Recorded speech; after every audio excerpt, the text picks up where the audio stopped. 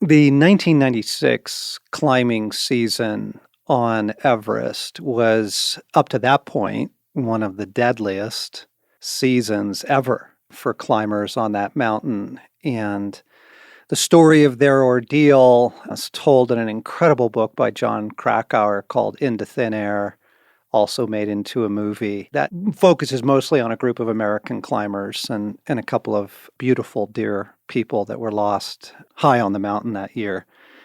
But there's another story, there's a side story in that saga that has just haunted me since I read it.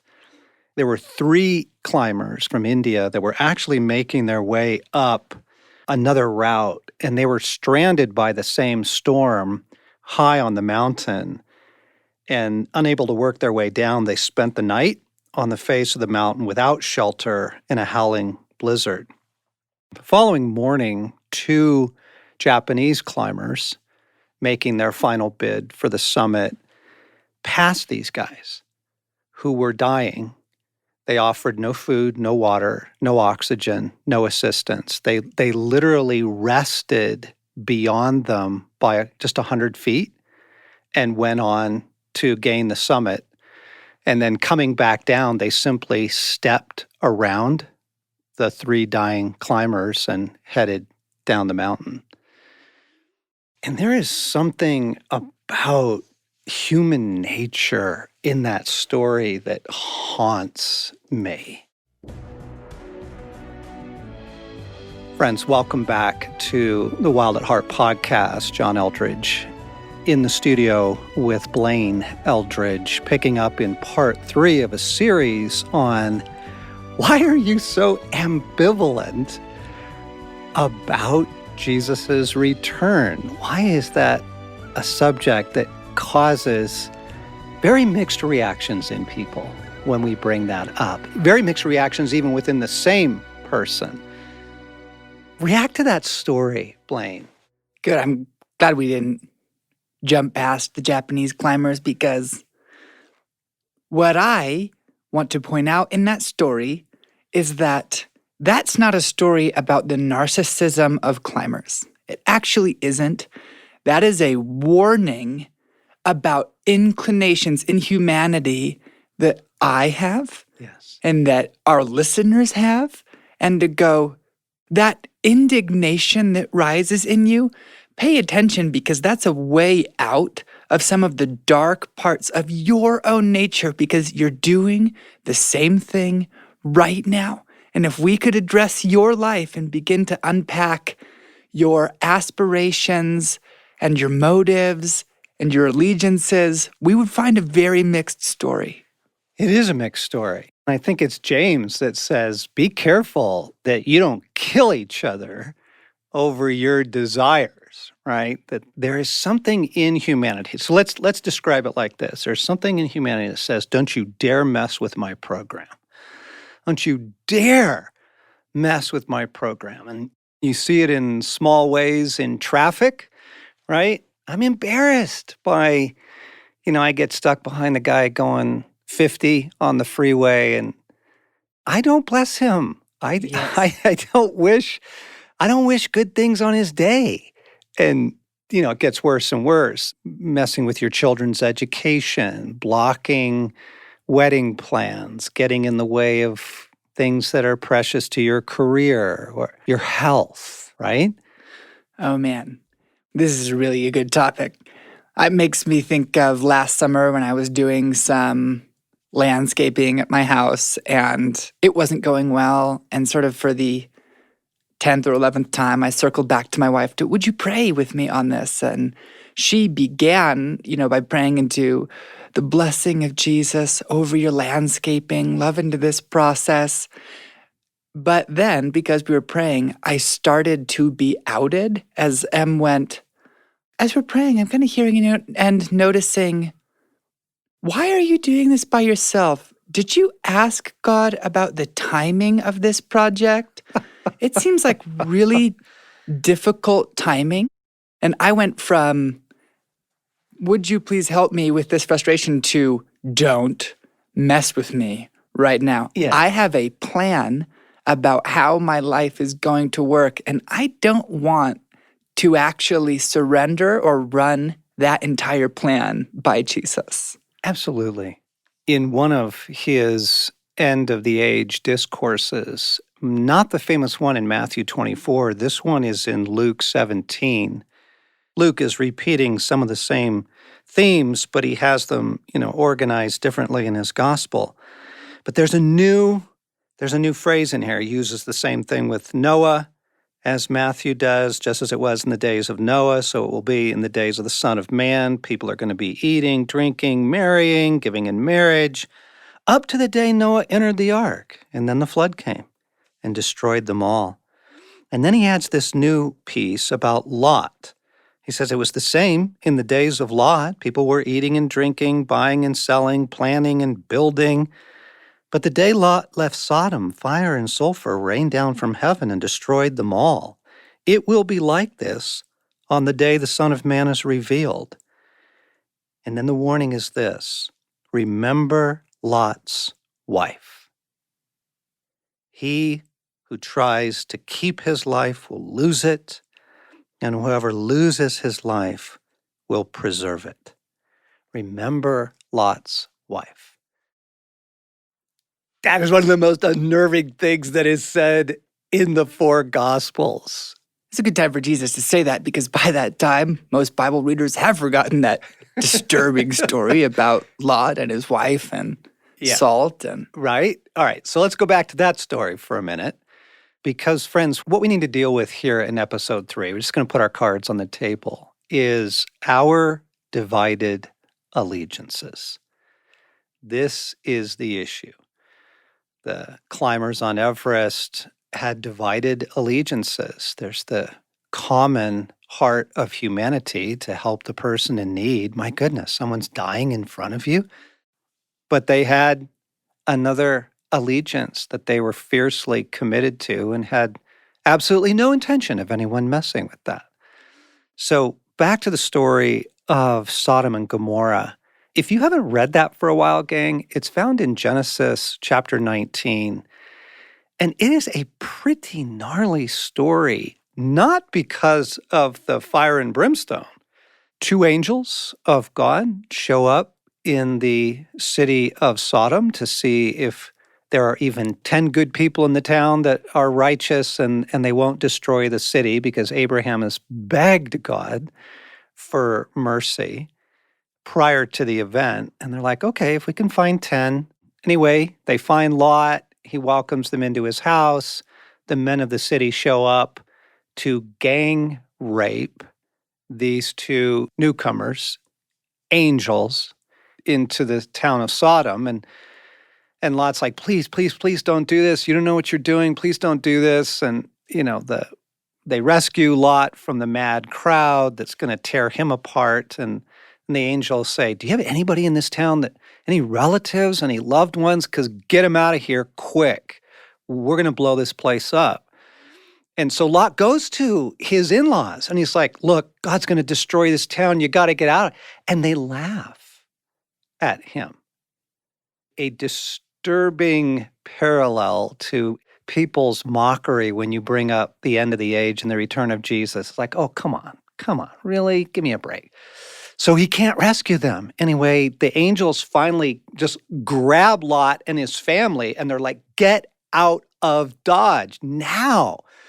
Force them out of the city. Literally, for my contact, run. Yes.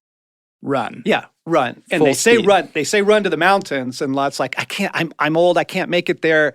I can't go that far. How about just that city over there? Can I just run to that village? It's a tiny little town down the plain. They're like, okay, we won't destroy that town. Yeah, you can go there and take refuge. And so they're heading off. Fire and brimstone's about to come down and consume this incredibly evil place. And Lot's wife looks back. Now, they were warned not to look back. Don't look back. And I think there was actually a kindness in that warning. Like, you don't want to see this. This is going to be traumatizing. Don't savor the wrath of God. Just run. But she looks back and she turns into a pillar of salt. Why did she look back? What do you think that's about? It's so good. I mean, it's a disturbing story. It's good because the topic is important. And to address Lot's wife, I want to go back to the concept of allegiance, of what does it mean to have divided allegiance, and then why is Lot's wife a great example? There's actually a really interesting book on this topic called Salvation by Allegiance Alone, Rethinking Faith Works in the Gospel of Jesus the King. And Let me just have that title again. Salvation by Allegiance Alone, Rethinking Faith, Works, and the Gospel of Jesus the King. And Go on. now, this is not a full endorsement of the project because I don't even actually have the theological chops to fully understand what he's doing. But something he points out is that the word pistis, which is one of the New Testament words for faith, is used by contemporary rulers to mean allegiance, meaning you have trusted me as the best way to get the life you want, right? This is why you give your allegiance to a king, is you go, your military might is the best plan for my protection. Your justice is the best plan for the preservation of my estate. Your character is the best plan for the happiness of my children. I'm in. You are my number one plan for living.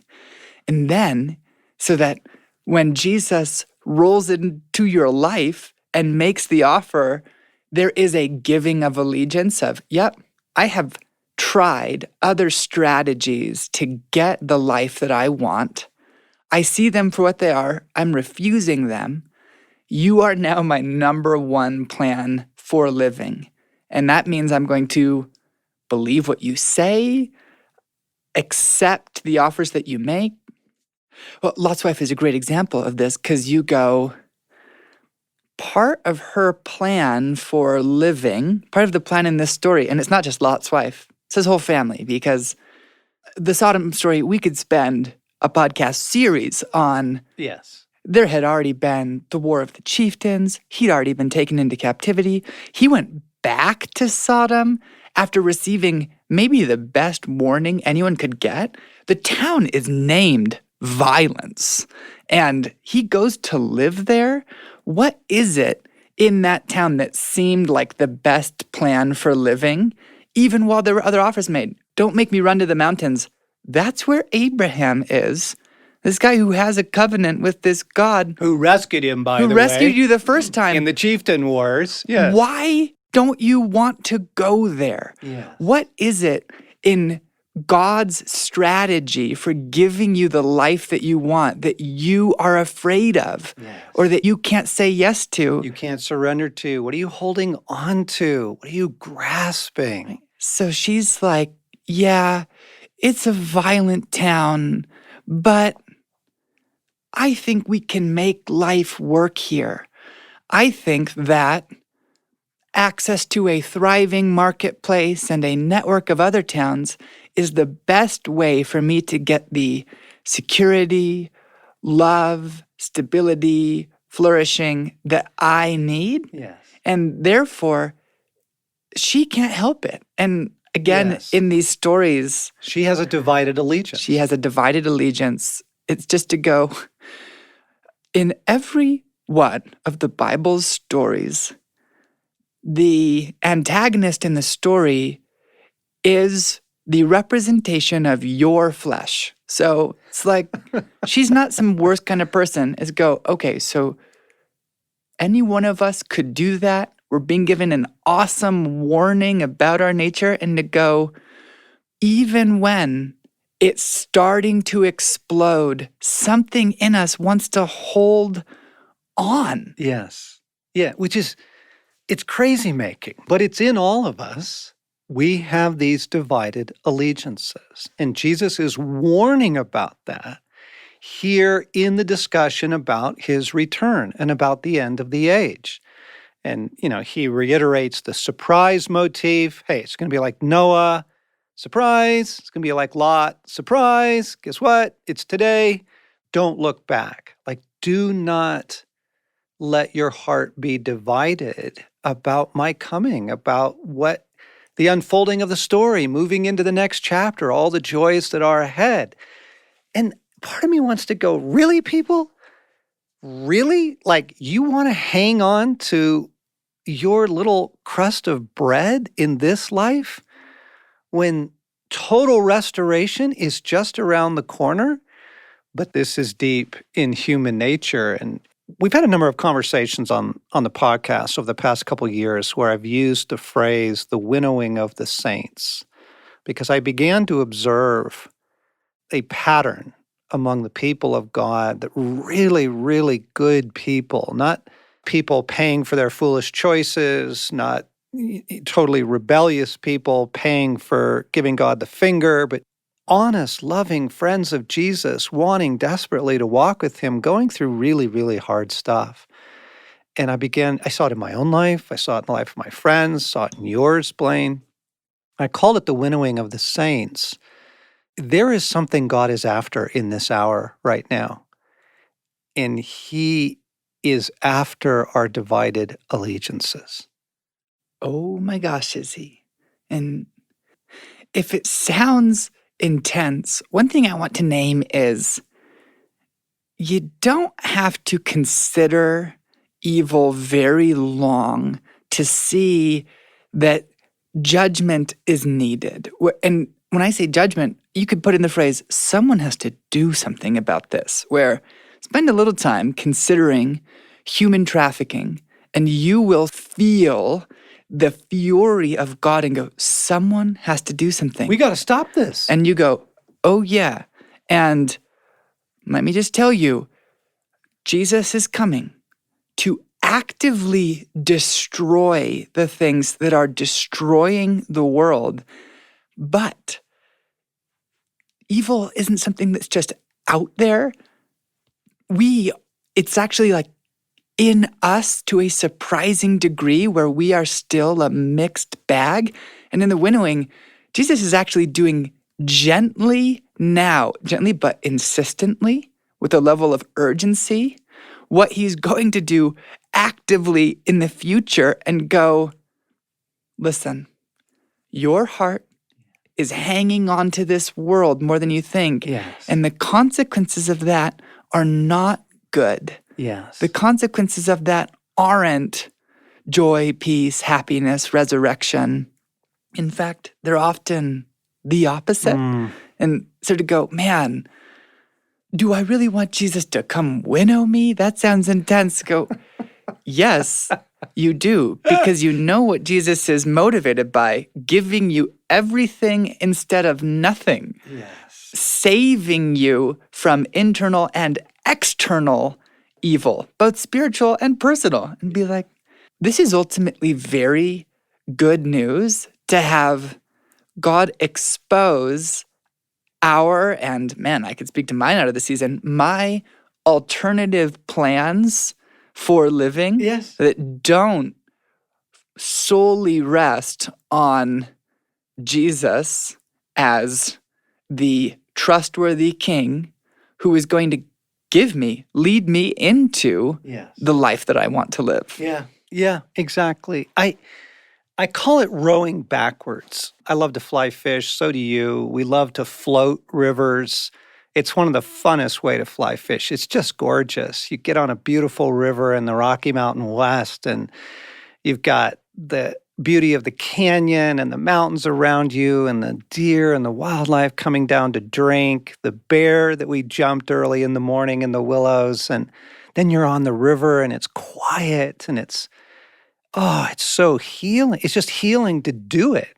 And then there's the fishing and the joy of that and the excitement and hours of it. And it's one of my places. For me, it can be a place of very divided allegiance. It can move from sweet gift of God to my broken cistern very easily. And in the past couple of years, I've been aware of God asking me to loosen my grip on this world. John, just loosen your grip on this world. No fear. There is no loss that is coming. Set your sights on where I am. Jesus is very much trying to get his people focused on his return right now. And we are very reluctantly doing it. And it feels like I'm trying to row backwards. It feels like I'm not going with the current of the river. I'm trying to fight it. No, 1 more hour, Lord. 3 more fish. Come on, just 3, And it's like, wow, really? Really? In Hebrews chapter 11, there's something really important said about the life of Moses. It's the Hall of Fame of faith, and it's talking about, Abraham and Noah and the greats. And it says this about Moses. First, it says, by faith, Moses' parents hid him for 3 months after he was born, because Pharaoh was executing all of the children. It was, national infanticide. And because they saw he was no ordinary child, they were not afraid of the king's edict. By faith, Moses, when he had grown up, refused to be known as the son of Pharaoh's daughter. He chose instead to be mistreated along with the people of God rather than to enjoy the pleasures of sin for a short time.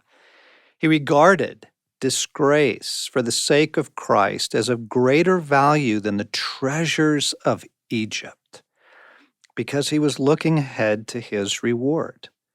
By faith, he left Egypt, not fearing the king's anger. He persevered because he saw him who is invisible. So Moses got this credible thing going, right? Sweet gig. He's got a sweet deal, right? It's much better to be a prince than to be a king, right? The princes have all the fun, as Lewis says in one of the Narnia stories. So he has wealth, he has power, he has luxury, he can do anything he wants. And he says, nope, I'm not going to be a man of divided allegiance. I surrender all of that in order to go with God. And right now, going with God looks like going out into the desert. Yeah, not a good place to go. Right? Yeah. Man, again, it's a podcast to the disturbing stories today. Could be a working title, but to go, Moses chose to be mistreated, to participate in the salvation of the world ultimately, Yes. instead of enjoying the pleasures of Egypt. And I do want to name again the kindness thing here of there was a season where, man, before we had 2 kids, 1 kid, it seems like I had twice as much free time as with 2 kids. But Monday nights would be my night to go get some time with God. And over time, a really interesting thing started to happen where it was, okay, what are the places that I find you, God? What are the places that I find joy? But frustration over time with feeling like I had this night and then God wasn't feeling it kind of led to, well, if you are hard to get to, then my next best plan to refresh myself for the week is whatever. And pretty normal things like mountain biking or grabbing a beer with a buddy, which are all good and God can fill them. The problem was that the motive was actually born out of, I'm not sure that you will come through for me.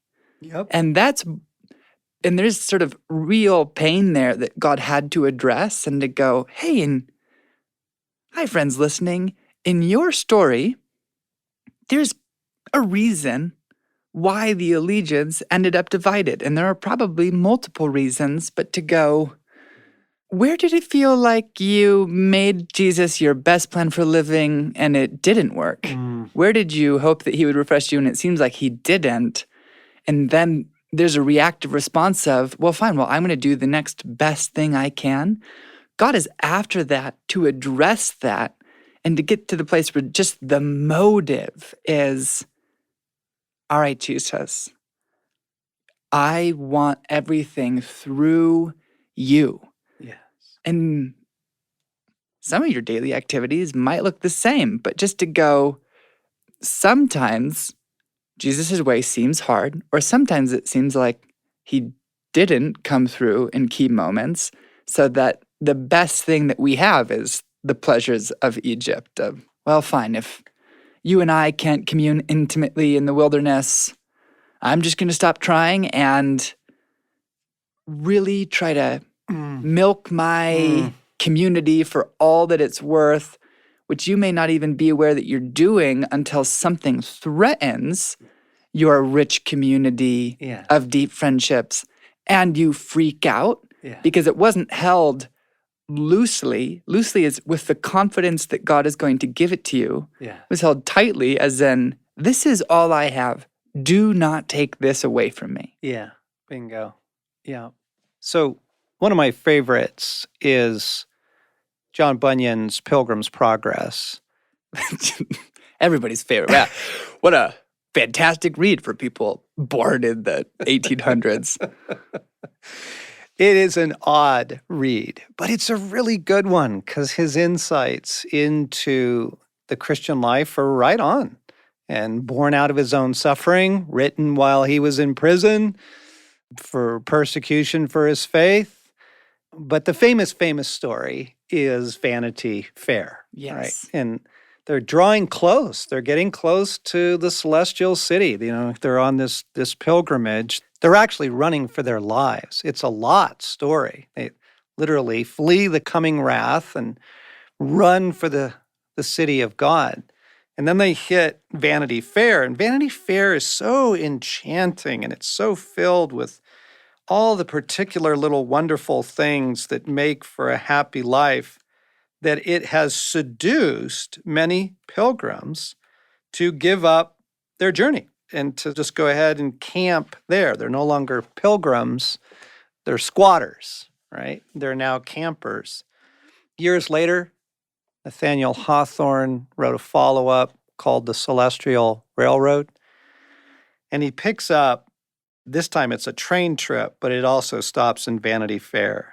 And here's the passage. Many passengers stop to take their pleasure or make their profit in Vanity Fair instead of going onward to the celestial city. Indeed, such are the charms of the place that people often affirm it to be the true and only heaven, stoutly contending that there is no other, that those who seek further are mere dreamers, and that if the fabled brightness of the celestial city lay but a bare mile beyond the gates of Vanity Fair, they would not be fools enough to go thither. Ouch. Oh, he writes so brilliantly. That was Hawthorne riffing on Bunyan. He writes so brilliantly. It's so true that, and the quickest way to this is, so how is fasting going for you, people? Like the simple act of just giving stuff up for the sake of God and for the sake of teaching your soul to give stuff up, right? Like that vow you made this year to cut back on sugar or alcohol, or, maybe to give up on a friendship that was actually pulling you down. All right, how'd that go? Oh, that's a great question. Another one is, hey, what happens when you see a way to get a dream that God has put on ice for a while? And I see this one in myself and in others happen as often, where you're a writer and you to pick an example at random. Careful. Yeah, you know what? You are a juggler and you want to work at a circus and go, Okay, that's safer. That's good. you're a writer. God has, sort of given you a track of, we're going to write this way, but that life of you writing in the cottage, don't try to get that yet. And then somewhere along the way, some offer is made that seems like it's that life. Or I've seen this happen with people a million times with their, in quotes, dream job, where we'll be walking out their story, they want to work a certain job, they're not in it. It's clear that actually God does not have that job for them right away. And then some form of that is often made, some form of offer of, Yes. hey, blank company just came back to me. It seems like this might be coming together. And going, wait a second. I thought that we talked about this. Oh, yes. Why are you saying yes? Why are we having this conversation? Or people who are like, I'm in a season where I'm not dating. Okay, hang on. Let's go back to just the job thing. And when you suggest, actually, David, Jenny, Jan, Mike, I don't think, this doesn't look good to me. I don't think this is from God. What is their reaction?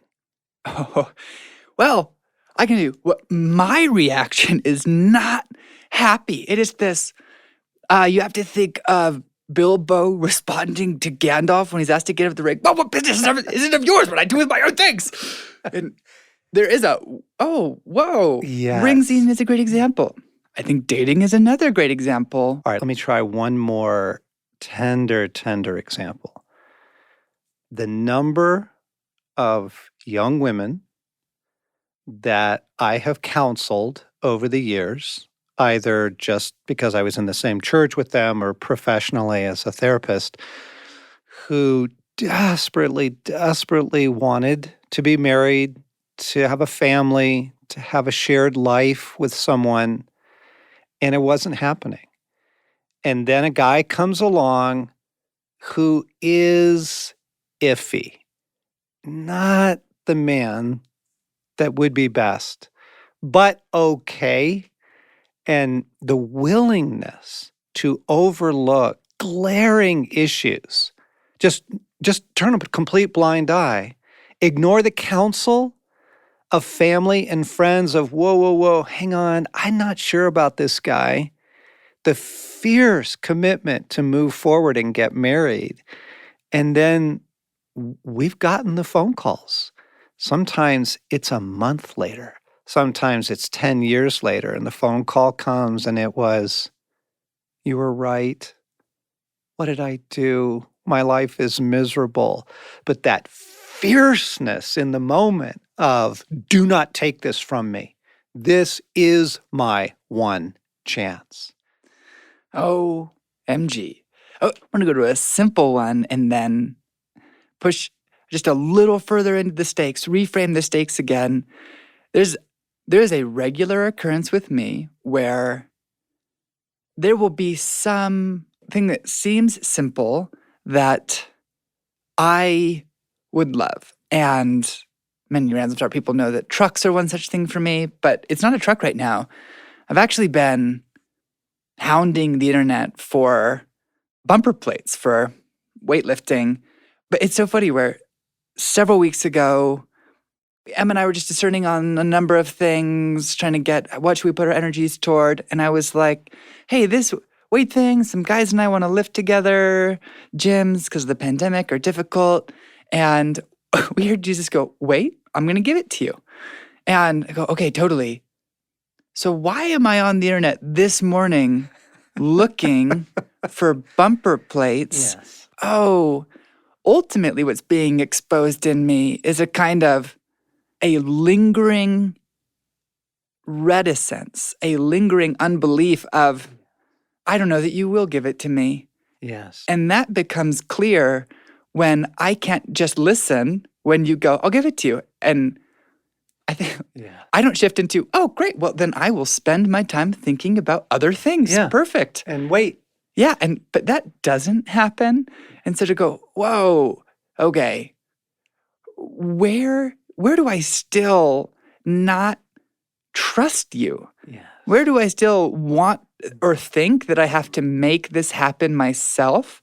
Which is, again, where it goes from rebellion to pain or rebellion to misinterpreted stories. And where do I not totally trust you and think I still have to make it happen? Yes. That may be an ongoing process because you hang a lot of hopes on a friend's wedding being a great experience and it's not, and you feel missed, and then it doesn't get addressed. And so down the line, you find the ambivalence back and go, oh, among other things, you will have to circle back on a regular basis to your disappointments to have Yes. God address what seemed like evidence or just a hard experience of, yeah, but explain this to me. Yeah. Because I did try, and it seems like you really didn't come through or didn't care or weren't present.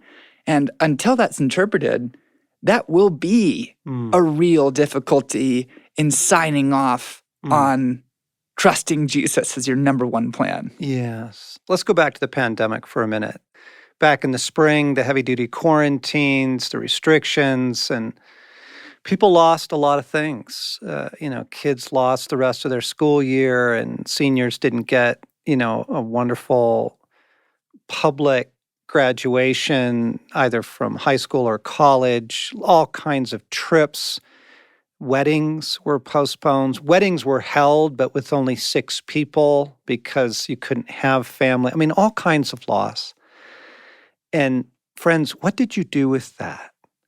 Did that help your heart shift more towards the return of Jesus and all that comes with it? Or did you just plan on, I tell you what, man, as soon as those airlines open back up, I'm getting that trip. And I was seeing it in myself. I was seeing we lost trips, we lost family things, and then an opportunity came up for us to at least go camping together. And I'm like, nobody's going to take this from me. And I'm just, ooh, John, like this fierce commitment to find life now. I will find life now. It's the story of the Exodus, right? Things get a little hard and they want to go back to Egypt. And you're like, do you remember Egypt? Are you kidding me? You were in slavery there. But they're like, yeah, but our pots were full. Yeah, what's the vegetable? Cucumbers? Yeah, leeks and onions, right? We had them. And this is human nature. And it's something that God is deeply working in. And now to a very, very difficult subject. But when we talk about divided allegiances, we can't leave this one unaddressed because if you are not regularly fantasizing about the return of Jesus and the restoration of all things, then you are still trying to make Vanity Fair work for you. That's just the bottom line. If when you experience a loss, your heart is not buoyed by, that's coming back. I get that back. That's coming. Christ will restore that to me at the restoration rather than I'm going to figure out how to get that trip back. I'm going to figure out how to, the grasping. It's just a really good test. Remember Lot's wife. Jesus, many times in the gospel, says, if you love someone more than me, you are not worthy of me. And it's a really, really tough test. Particularly, I want to point out, back in that day and age where, in the Jewish culture at that time, as has played out for centuries, family was everything. Everything. And you honored your father and mother and their every request. So the famous story when Jesus's mother and his brothers show up outside this house that he's teaching in, and they've come to collect him. And it says, hey, your mom and your brothers are outside in the street waiting to talk to you. And Jesus doesn't go there. And he doesn't drop everything and run out and talk to his dear mom. He says, who are my mother and my brother and my sisters? Those who do the will of God. He's reorienting allegiances. He is reorienting allegiances. And this touches on many people's difficulty looking forward to the coming kingdom. I absolutely have mixed feelings about Jesus' return. I have 3 children. 2 are walking with God, but 1 is not. I'm an evangelist at heart, so the thought of 1 child defiant against God at the return of Christ leaves me almost in a panic. And with her out of the fold, I think of others also, all over the globe, entire people groups who are still living in darkness. I'm not glibly shouting, "Come, Lord Jesus, come." I weep. I'm weeping now. This is a tough one. And I actually have my sandals off in the studio right now. I take my shoes off because this fear is legitimate and this fear is heartbreaking. And this fear has a lot of people not exactly looking forward to the return of Jesus. Wait, not yet. Some other moment, some other generation than mine. Like, not yet. And I just want to say a few things to this, friends. You have to rest everything in the goodness of God. You absolutely have to rest your heart's concern for your loved ones. How can I enjoy heaven or the new earth or the restoration of all things when my loved ones may not be there with me? And therefore, that causes a lot of people to pull out of the hope of it, a hope that we all desperately need and should be sustaining us right now. You've got to start with the goodness of God. You absolutely have to start with that. And you have to start with the assurance of the scriptures that God does everything he possibly can to get your loved ones, to get Christ to them.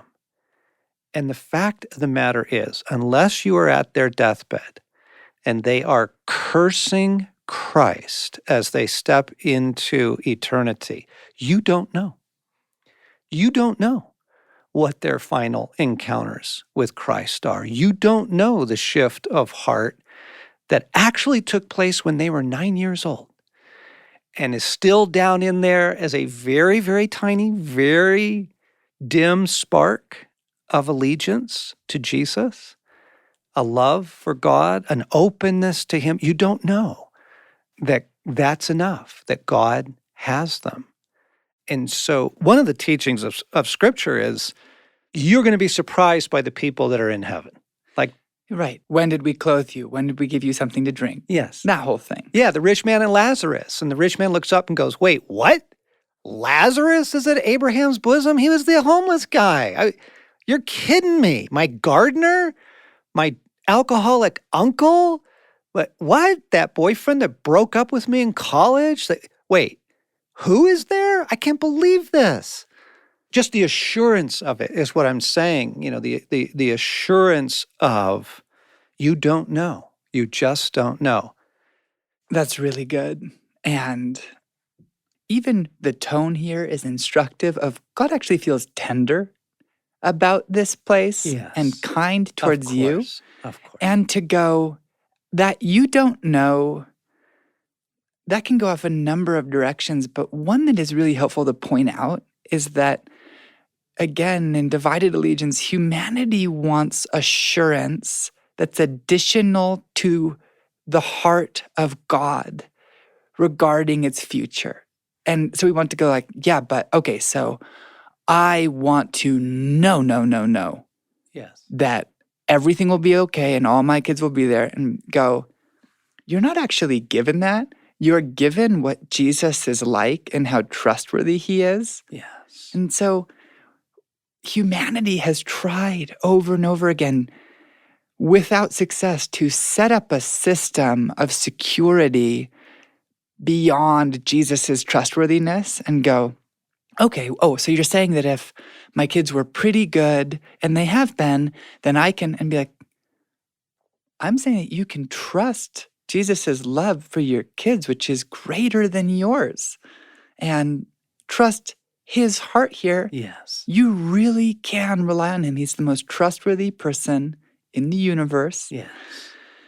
And then you were saying that the not to become a hostage. Man, so this year I was stuck in my house for a while, not saying why, but it was the pandemic. So I was reading through the books on the shelf and I read The Great Divorce again.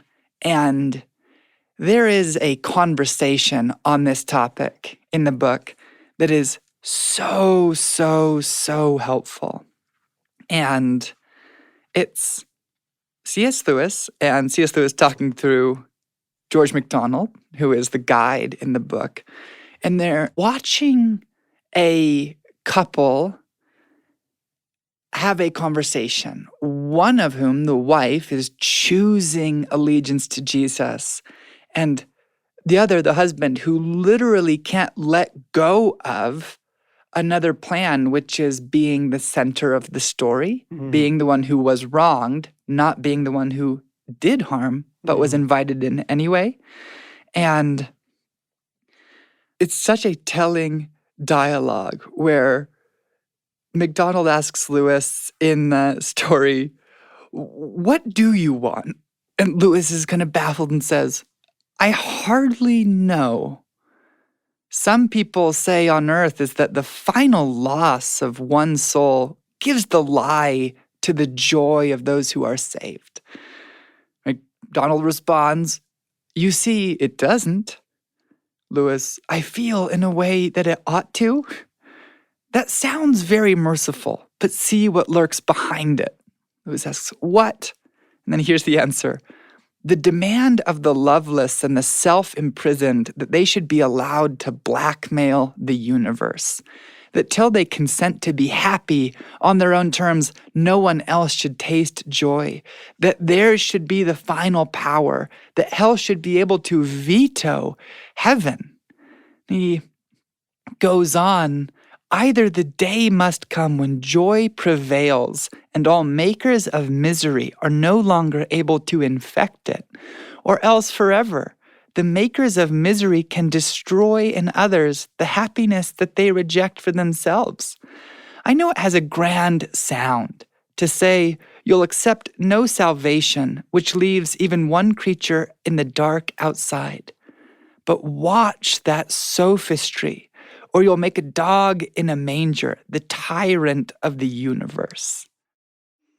The idea being you cannot let hell hold heaven hostage. And Jesus is very clear on this about divided allegiances. Unless you love me more than you love father, mother, family, country, political party, on and on and on and on it goes. Backcountry skiing, fly fishing, dark chocolate, your comforts. You must not have divided allegiances. The number of really good people, friends of Jesus, who are not actively talking about, thinking about, excited about his return is a very clear indication that we have something in Vanity Fair that's got its hook in us. There's some fear, there's some current plan. I don't know. There's an ambivalence. There is a dividedness within us.